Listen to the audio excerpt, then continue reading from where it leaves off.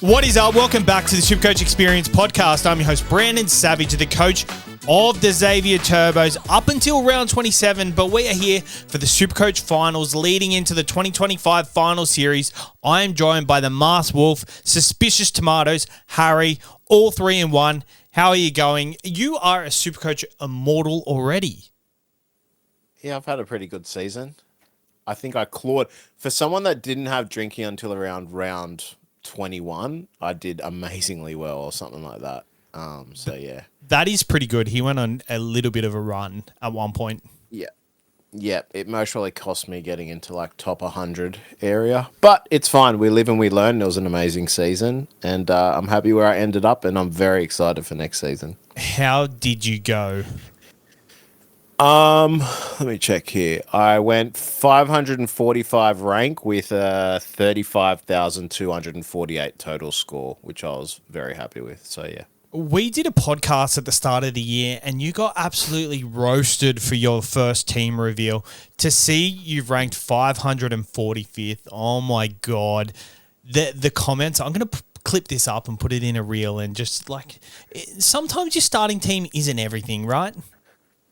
Well, look, I'll be honest.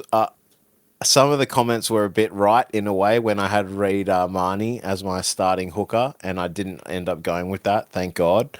But hey, again, preseason teams never talk smack because people are always tinkering, and you don't know what people are going to finish with. And I've always said this. It's not the team you start with, it's the trades you make that make you the better SuperCoach player. So I was very happy with a lot of the trades I've made this season. It was pretty much your second full season as SuperCoach. What did you take out of this season in particular? Most probably I'd say there's 3 things. One, I think FOMO is a massive thing in this game that can like make your team really bad. Like you just look at the top 5 trades of the week and you go, I've got to get this player because 18,000 people are doing it. And I was very anti-potty this season. And I think, there was mostly 2 anti-pods that hurt me a lot. The most was Tom Starling and then Scotty Drinkwater. I tried to outsmart the crowd, and I kind of outsmarted myself. But to say that again, I also went with some great anti-pods and plays that worked out really well. And I think what I learned, another thing I learned was I held a lot of people that people traded out, and it, like, for example, Marky Mark in the last 7 rounds, he got like a 22 and like a 33 or something in 2 games, and everyone started trading him out. And I said, no, I'm going to stick with what my rule was. I got him in for the whole season for the last like 8 or 7 rounds. I'm going to stick with it. And then look, he goes like 300 plus games, let's say. So those type of things I learn a lot, like holding, you can bear the fruits of it if you just are patient, very patient in SuperCoach. And then I'd say the third biggest thing was I didn't really appreciate getting premiums in quick enough, like especially in CT dubs. I was very late to Herbie. I was very late to like Lomax, even Valentine Holmes, even though he got injured.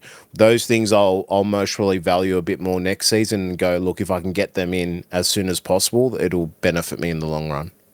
Yeah, 100%. I think it's been quite a different year in SuperCoach from my lens in particular, because getting in these guns as quick as possible has always been the play, but it hasn't necessarily paid off this year. Like your Mark Nwanganituases this year, the Reece Walshes at the back end. Like Reece Walsh considered a gun, obviously, but I think just pulling the right triggers at the right time. And I think it was a fair play to sell Nwanganituase at one point, but if you didn't, it probably was the play when we had depth to probably bench him for them games that it looked like he probably wasn't in for a big one. But towards the end of the season, when everybody kind of needed to play Nwanganituase, it was very crucial because he absolutely blitzed it in the last 3 or 4 rounds.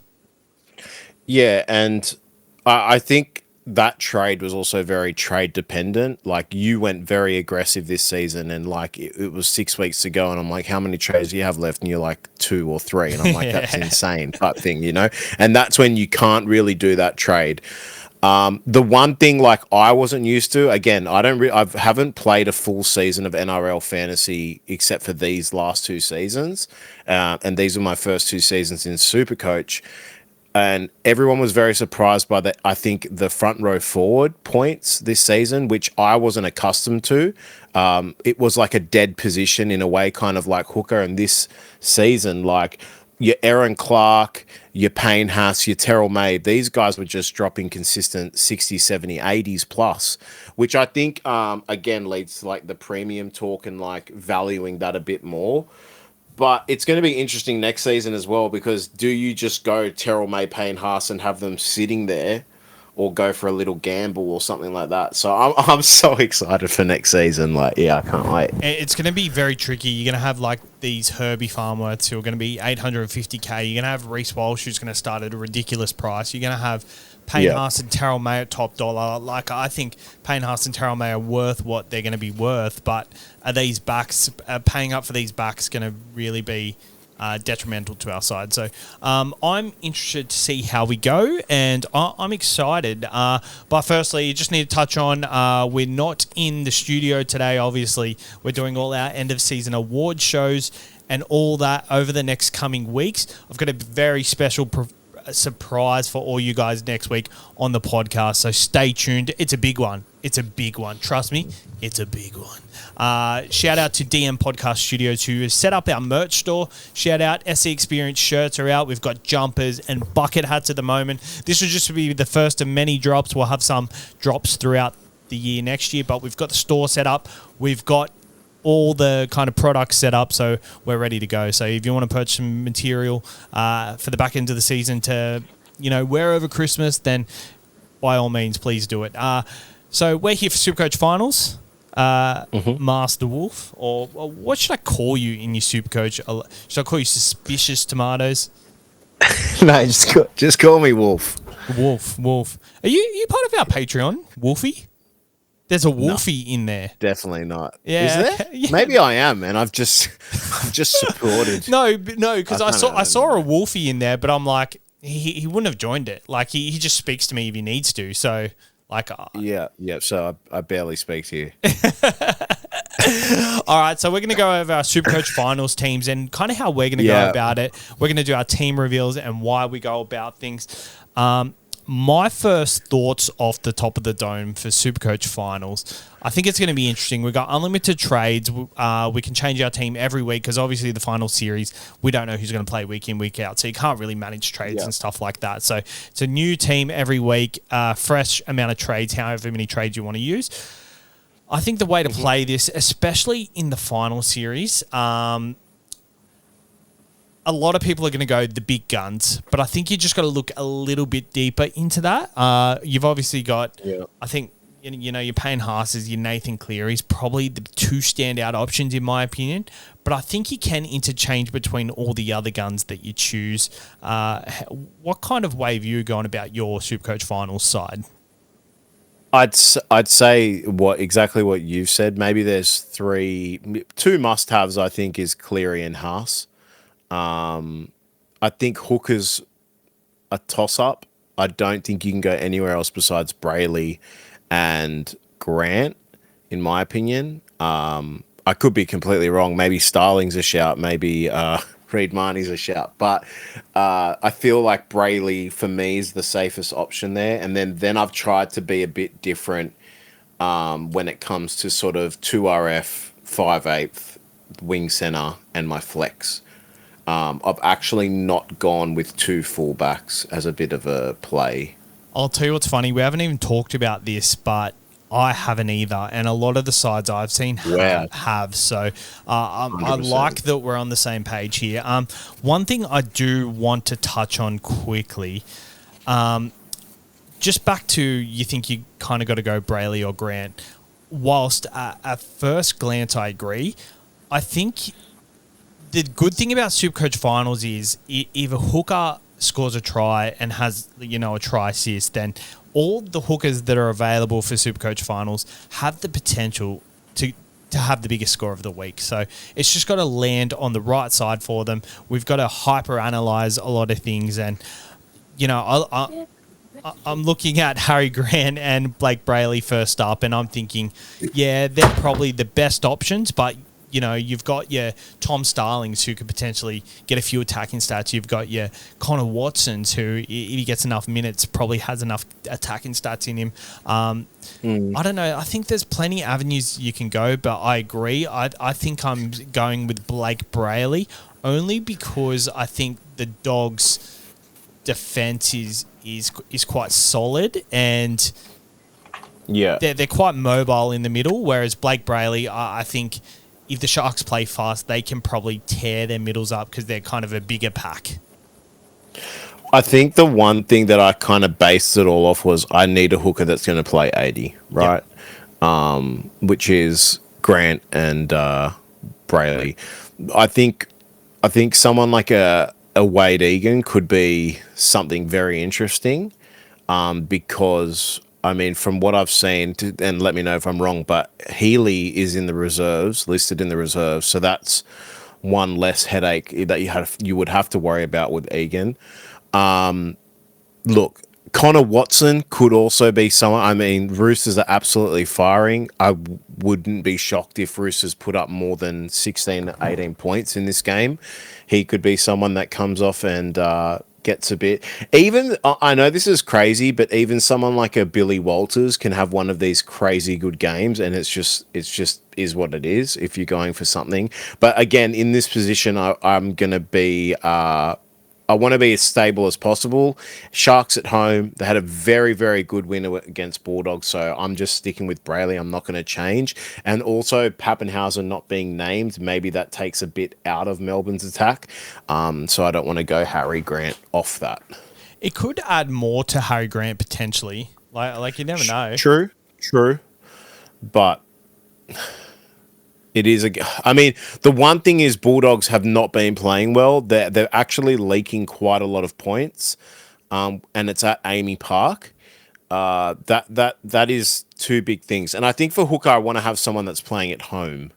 I don't know if you agree with that, but for me, that's where I would definitely want to go. Yeah, 100%. I'm definitely tossing up between Brayley and Harry Grant. I think something to also note is you can't have more than two players from one side.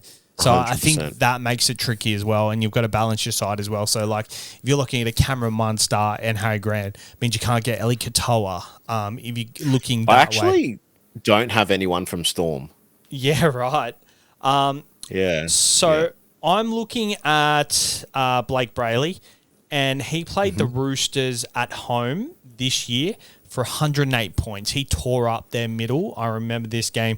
Trindle is back in the side, so I think they'll want to play that type of footy again.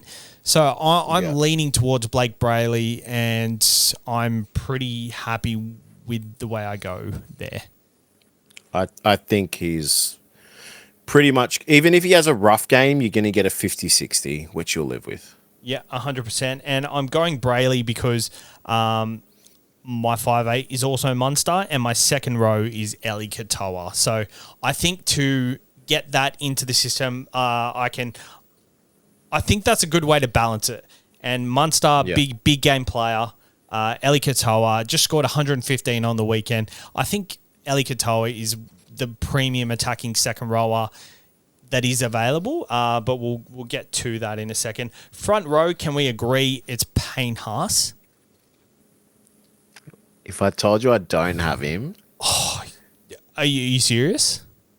No. Yeah, I got Payne Haas. Yeah. I think you're crazy if you don't go Haas. Well, just think about SuperCoach Classic, who we ended our season with. It was Haas, Tino. I mean, you can make a point for Tarpanay.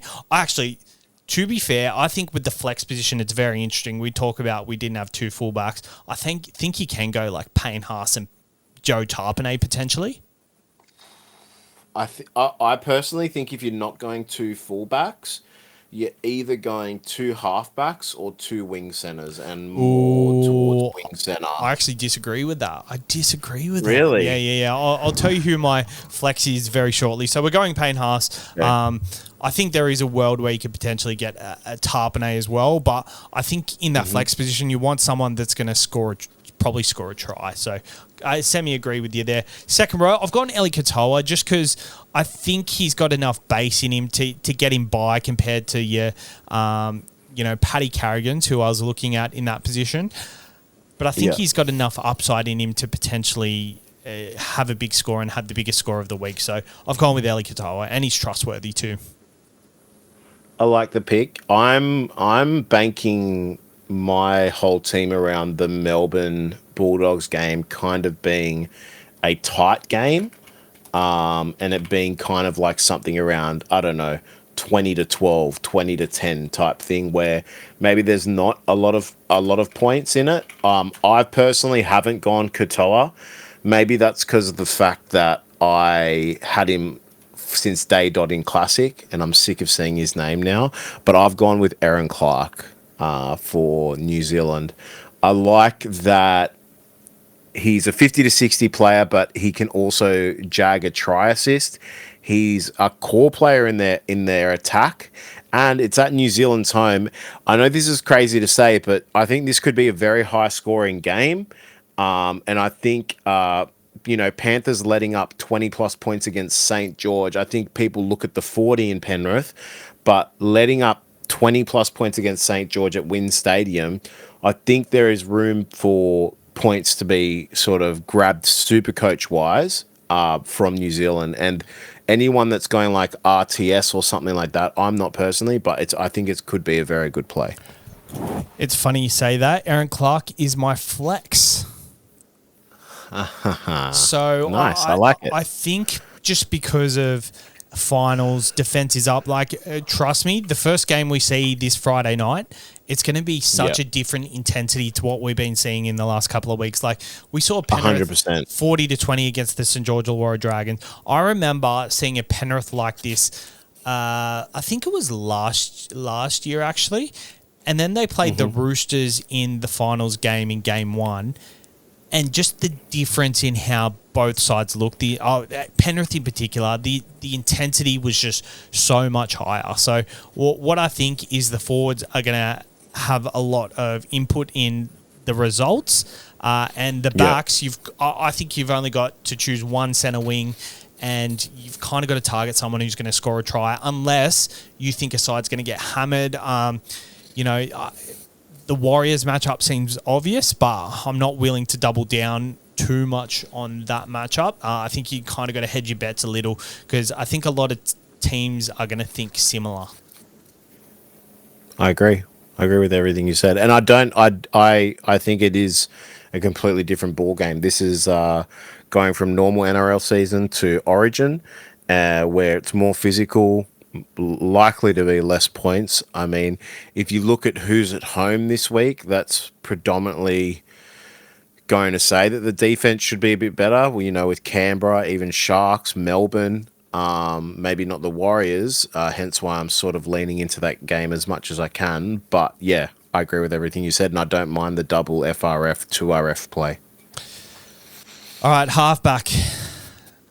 Nathan Cleary for me. Since 2022, his SuperCoach scores in finals: 135, 112, 86, 142, 117, 143, 111, 138, and 103. His lowest score since 2022 in finals is 86, then 103 in last year's 14-8 win in the grand final. Like, you cannot tell me that he's not your captain. Yeah, he's got to be a captain, surely. Yeah, he's my captain. He's the one player who the game could be close, but he would have a hand in everything because it's a big game.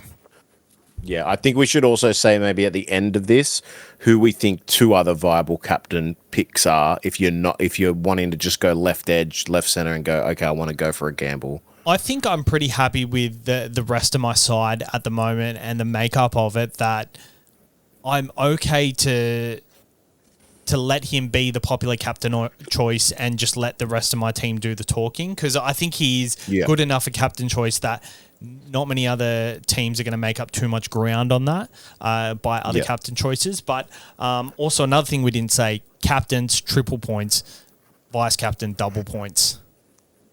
Is it really? You didn't know that. I knew you I didn't actually know didn't know that. that. Yep. So captain's a triple. No VC loops. So vice captain is double points. So I think that's another kind of I like that. yeah, I like it. I think it's a really good But thing. surely it's just got to be Haas Cleary or something Cleary. But yeah. I'm going Haas Cleary at the minute. At the minute. Yep. Let's move on to our 5'8". As I said before, I'm going Cameron Munster, big game player against the Bulldogs at home. I think him and Harry Grant are going to step up this game. No Pappenhausen, no Hughes. They're going to have big ones. I guess it just depends which one's going to take over. I'm leaning with Cameron Munster attacking wise. I think Harry Grant will have a lot to do with organising the side, but what are your thoughts on that? If I said, do you think this is the worst Melbourne have been playing coming into a finals, would you agree? In the last few years, yeah. They've definitely played like this throughout parts of seasons, and leading into the finals, they've had one or two games at least out of the last four that have shown to you that they're ready for finals. But yeah, they haven't come into this with a whole lot of confidence for me, and they're missing two of their best players as well. Yeah. Look, I understand the monster pick. I feel like there could be a better play, in my opinion. Like just in terms of ceiling, not in terms of I'm saying it's going to go wrong. I'm just saying there could be a couple of other picks. I think Blaze is actually a great shout against New Zealand. I've personally gone with Ethan Strange, believe it or not. Yeah, I like it. I think at GIO Stadium, I'd prefer Strange over Weeks. I feel like it's going to be a big point game. Like it's going to be like 22-28 or something like that, where there's going to be a lot of points scored. Again, that's just a guess of mine. And I think his ceiling is much higher than Munster's in terms of. I just feel like this Melbourne Bulldogs game is going to be a very physical, low-scoring match. And I could be completely wrong again, but I want to have fun with this. I don't want to go, Brayley, Haas, Cleary, Katoa, blah, blah, blah, like Munster. I think that's where a lot of people are going. And I just said, you know what, I'm going to go for Ethan Strange. And you know what? There's every chance that these popular players are targeted by the opposition and they're shut down and someone else benefits from it. So I think thinking left field is definitely the best strategy to go. I think, like, besides clearing Haas, I think you can interchange anyone. So I'm definitely open to changing anything I have in my side. Let's go to centre wings. I've got Daniel Tupou in my side at the moment. I like that. I think Sam Walker back and firing. Nwanga Tuase was someone I was considering, but he's been so hot the last couple of weeks that I think running at the weaker edge of Ramian and Sione Katoa is going to be the tactic for the Roosters. So that's purely the only reason I've gone Tupou, because I think you got to go a centre wing that can probably score a try, because I don't think there are going to be many that score multiple at least. So that's why I've gone with him. I love the pick. I think last time they played, or I'm pretty sure I watched the game and all they did was go to Tupou. They literally made him, they did chip kicks and little bombs to Tupou's edge, and he was just jumping over everyone and scoring. The one thing I'm tiny bit worried about is that Sharks know that is coming now. So maybe they have an implemented plan of setting up kind of like two people as like not escort runner, but shielders type of things, where they're not just crossing over the line, but they'll have a plan for that. I think a lot of people will go Marky Mark as well because of his last few games, and it could backfire a bit as well. But out of the two, I prefer Tupou as well, because he's just got an aerial threat against Sharks that they really can't stop, especially with Sam Walker. I think who are you going at centre wing? Just before I touch on this point, Casey McLean. Yeah. Okay. This steals into it, and I like the pick, to be honest. I actually love the pick. Running at Kurt Capewell, that's a really good one.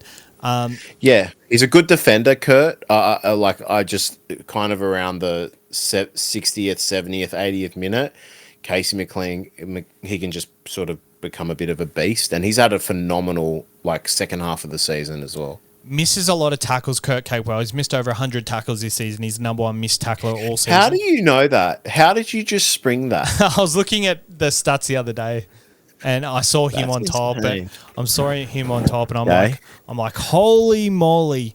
A lot of you Kurt Capewell fans will appreciate that remark as well. Let's go to So my point was center wing. You've chosen Casey McLean. I've chosen Tupou. These are from teams who are playing in the bottom 4 of the 8 matchups. Do we think the center wings we got to target are from these games?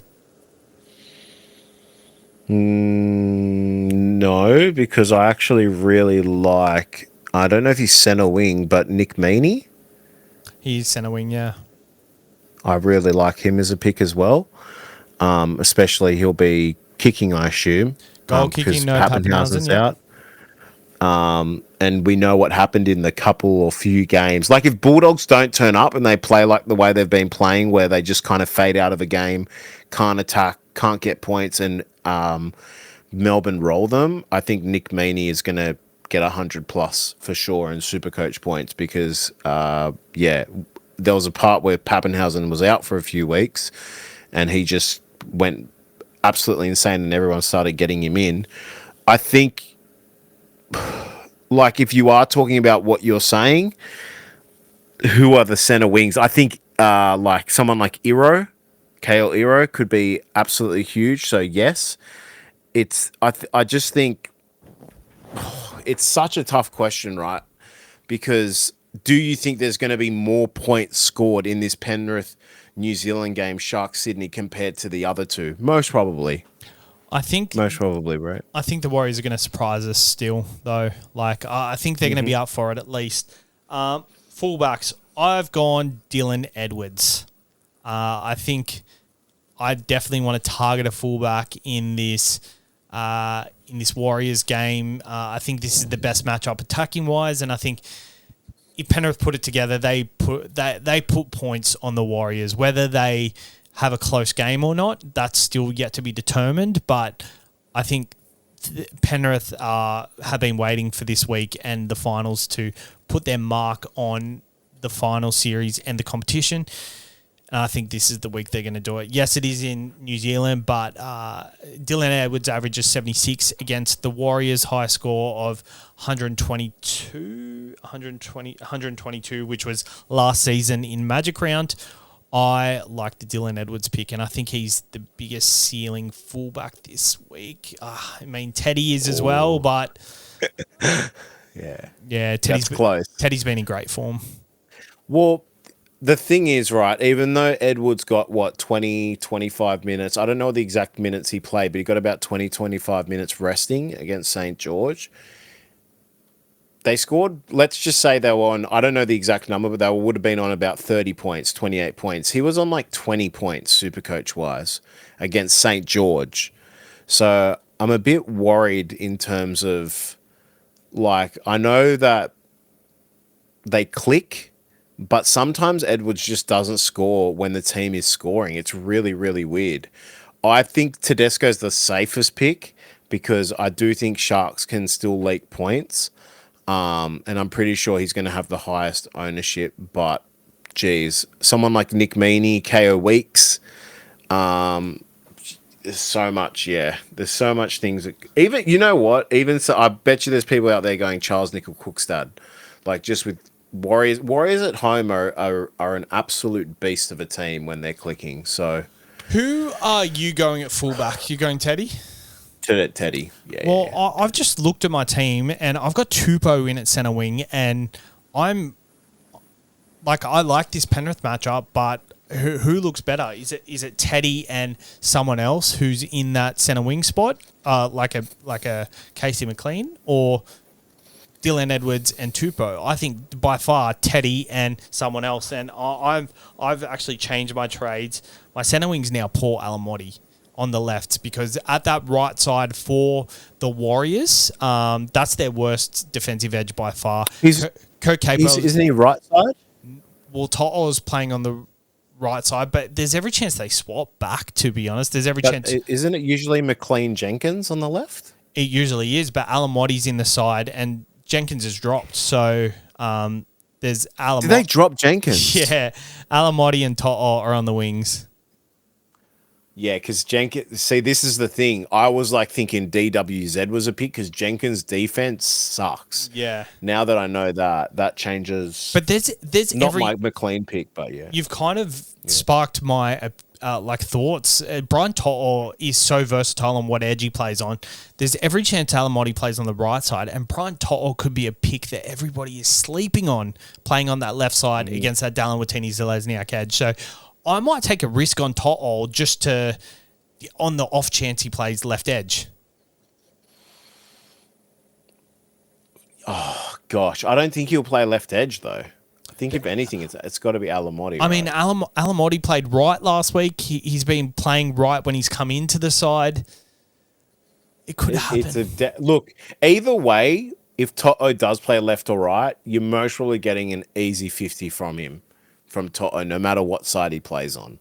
And I think he's in games, in big games, he's a big game player and he scores tries. So, yeah, Origin this year scored a hat-trick, 150 points in Origin. I'm going To'o. I'm flipping back to To'o. So I have a question for you. What's one player you don't have that you're scared not to have? Well, I don't think there is any, just because it is a finals week. I think there's one. Is it Reece Walsh? Are you talking about Reece Walsh? Yeah, 100%. Yeah. He's the one I'm going to be watching being like, I know a lot of people are going to get him. I think I'm passing. Just Canberra. Canberra is an awkward matchup in my opinion, but he's in such good form, and they haven't changed their spine, which I thought they were going to do. So, yeah, he's in great form. I think he's a really good option. Yep. Who's in your flex position? So I'm going either one of two choices. I'm either going Hudson Young, or I'm going to go Sam Walker. I'm just worried about how many points Roosters are going to score. Like, I don't know what type of Sharks team is going to turn up. That's all. Like, if it's Sharks of last week, then Sam Walker isn't going to get me as much points maybe as a Hudson Young. But if it's a high-scoring match, that's when Sam Walker kind of thrives. So I don't know. Yeah, I don't. But I think Hudson Young for me now. Yeah, I don't mind it. It's my play. Hudson Young has been really good. Hudson Young's probably on par with Ali Katoa at the moment, and he's probably got. Yeah, I think they're neck and neck, and he's going to be more of a pot option, which I like. Yeah, cool. So they're our teams. Let's read them out loud. I'll read out mine first. It has changed, obviously, but let's go down from hooker. So Blake Brayley, Payne Haas, Eli Katoa, Nathan Cleary, Cameron Munster, Brian To'o, James Tedesco, and Aaron Clark. And your vice captain and captain? Vice captain, Payne Haas for double points. Captain Cleary. The stats for SuperCoach finals for Cleary is just undeniable.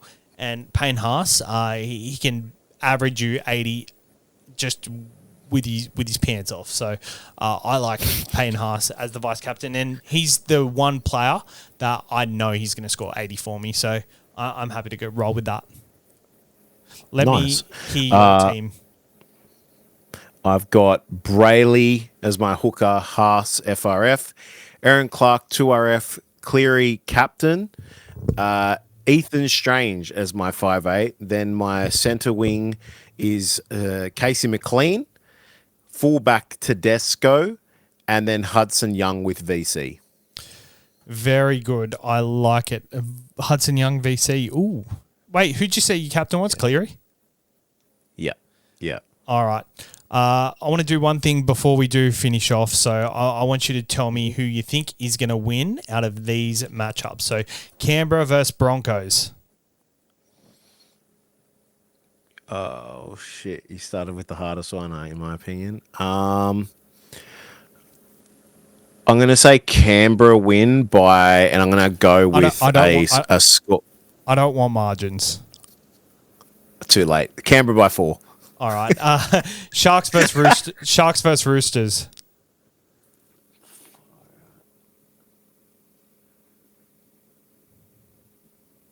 Roosters. Warriors versus Penrith. Penrith. Storm versus Melbourne. Dogs. All right. Broncos versus Roosters.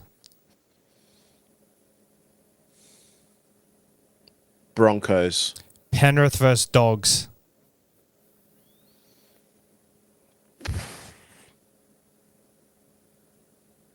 Dogs. Broncos versus Storm.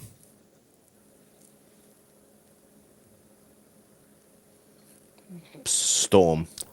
Dogs versus Raiders. Raiders. And Raiders versus Storm. Raiders. And that's who you think are going to win the comp, you absolute nufty. I actually do think they'll win. I guess that's the best way to look about it on these one-on-one matchups. So that's the way we're going to go about it. My thought is whoever wins Canberra Broncos game is going to win the thing. I don't hate that opinion. I think that's a fair opinion for sure. All right, shout out. Thank you for jumping on for the SuperCoach finals. We will be here every week. Upload schedule to be determined. We have some podcasts coming out over the next couple of weeks. So maybe we'll try. It'll definitely be between Tuesday and Thursday, our SuperCoach finals podcast. So we'll just have to line it up every week, but keep an eye out for it. It'll be much shorter next time because it's not a team reveal. Actually, probably will be a team reveal, to be honest, because it's a new kind of competition again every week. So, we'll do that. But shout out for coming on. Thank you. And you had a good season, so I'm glad to have you on once again. One last question. Thank you for having me. When it's grand final, how many positions are there to choose from? And is it just 4? Sorry? Like when it's grand final, does this go all the way up through to the grand final? Yeah, it's the same. So I guess the criteria will change. So maybe next week you can only choose a maximum of 3 players per team, or it still might be 2 next week. Who knows? But then the week after the grand final, it'll obviously be 50-50. It'll be a maximum of 4. Yeah, okay, yeah, sure. But I'm sure it's in the terms and conditions as well. I'll have to have a look at that and just get back to you. Do you think KL Ero is going under the radar? Potentially. I did have a look at him and I love him as a player, but I think up against Robert Toyer, he's been very good defensively this year. Yeah. And he kind of interesting. I'm excited. Yeah, he kind of hasn't hit his peak since he come back from injury. But yes, I'm excited. I'm so excited for the NRL's football, the finals football. Shout out to Carl McGrath Accounting. If you want your accounting done, go to carlmcgrathaccounting.com.au or give him a call. His number is in the description. Shout out Carl. He's helped us out heaps this season. Based in Queensland, you can give him a Zoom call for your tax returns, blah, blah, blah, all that sort of stuff. What else do we have? We have one more thing that I had to do. Oh, yeah. We are doing our SuperCoach. No, it's not SuperCoach. It's NRL review. We're doing it from a pub every Sunday for the NRL finals with another NRL creator. So stay looked out for that. It's going to be a good one. All right. Thanks for coming on, Wolfie, and we'll see you next week. Love you. Bye-bye.